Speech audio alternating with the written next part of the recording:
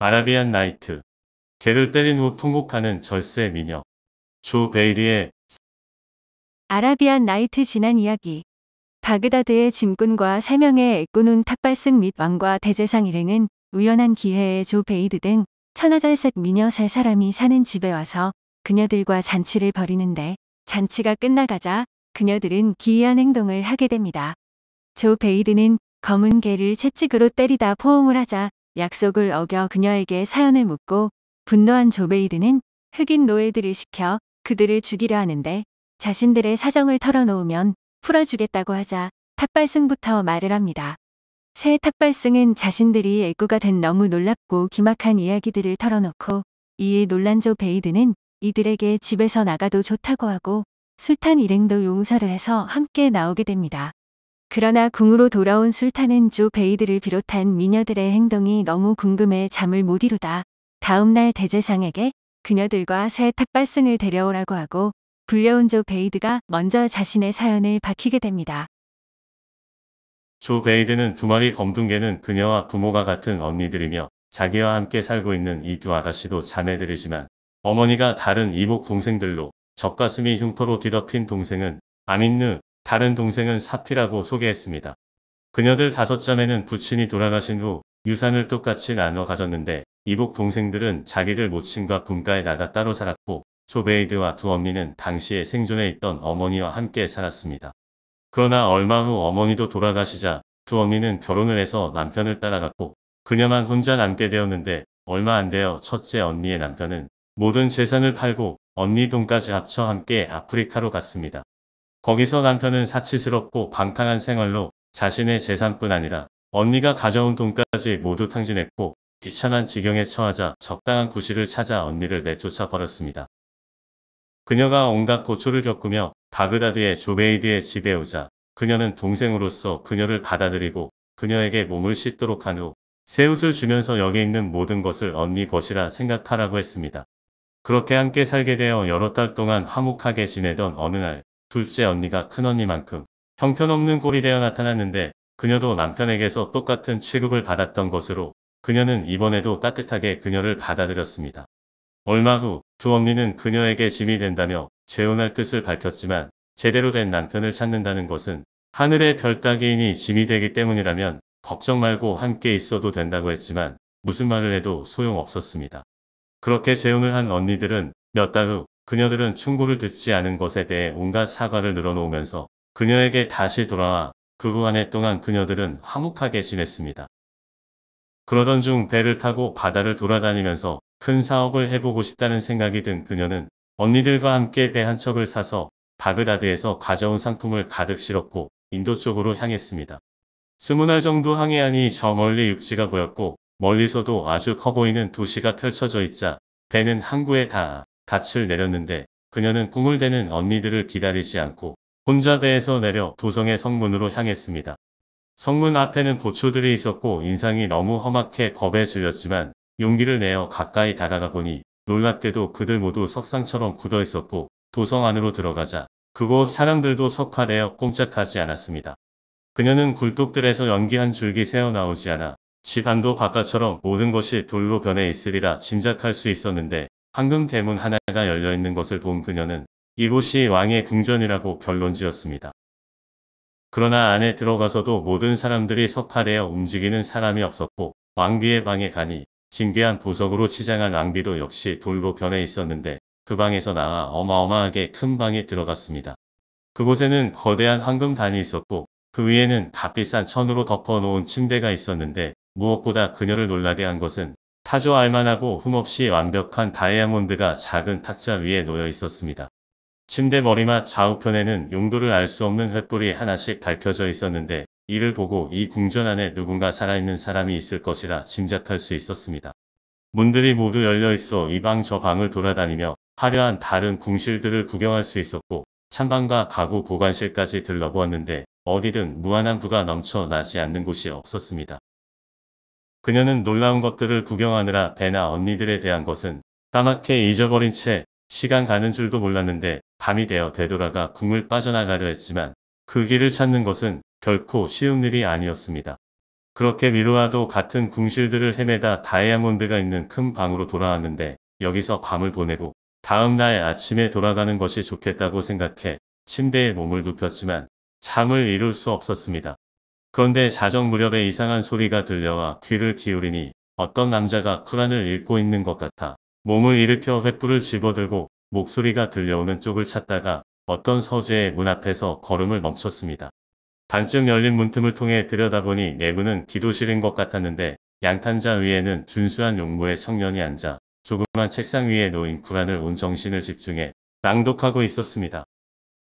그 고결한 모습을 본 그녀는 감탄을 금할 수 없었는데 모두 돌로 변한 이 도시에서 어떻게 혼자만 살아남을 수 있었는지 궁금해 문을 완전히 열어 안으로 들어갔고 벽강 앞에 서서 높은 소리로 기도를 드렸습니다. 그러자 청년은 눈을 돌려 그녀를 보고 누구며 무슨 일로 이 황폐한 도시에 왔는지 말해주면 자신도 누구이며 어떤 사연으로 도시 주민들이 이런 꼴이 되었고 자기만 무사할 수 있었는지 알려주겠다고 했습니다. 그녀는 떠나온 곳과 어떻게 이 여행을 시작하게 되었는지 어떻게 수문 아래 항해 끝에 이 항구에 무사히 도착하게 되었는지 설명해 주었고 약속대로 그의 사연도 이야기해달라고 부탁했습니다. 이 도시는 저의 부친인 왕께서 다스리시던 한 강력한 왕국의 수도였습니다. 그런데 이 군주와 모든 신하들, 그리고 도성의 주민들과 모든 백성들은 마구스, 즉 하느님께 반란을 일으켰던 거인족의 왕 나르든과 불을 숭배하는 자들이었습니다. 이렇게 저는 우상을 숭배하는 아버님과 어머님 사이에서 태어났지만 다행히도 제 어린 시절의 가정교사이셨던 부인께서는 선한 이슬람 신자로서 쿠란 전체를 외우심은 물론 완벽하게 설명해 주실 수 있는 분이셨습니다. 그분은 제게 종종 말씀하셨습니다. 왕자님, 참된 하느님은 오직 한 분이십니다. 그러니 다른 신들을 인정하고 숭배하는 걸 삼가시길 바랍니다. 그분은 제게 아랍어로 읽는 법을 가르쳐 주셨는데 그 연습 교재로 택한 것이 바로 쿠란이었습니다. 그리고 제가 제대로 사고할 수 있는 나이가 되자 그분은 이 뛰어난 책의 요점을 상세하게 설명해 주셨습니다.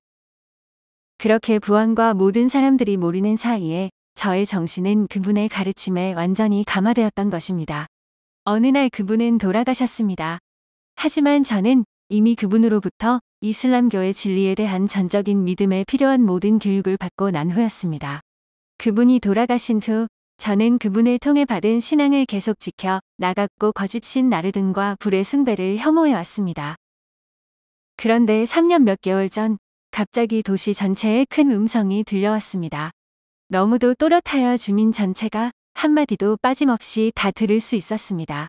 주민들이여, 나르든과 불의 숭배를 버릴지어다. 긍휼의 유일한 하느님을 경배할지어다. 이 목소리는 그 후 세 해 동안 계속 들려왔지만 아무도 회개하지 않았는데 결국 3년째 되던 해 마지막 날 모든 주민들은 일시에 돌로 변해버렸다는 것으로 그의 부모도 모두 같은 운명이 되었다고 합니다.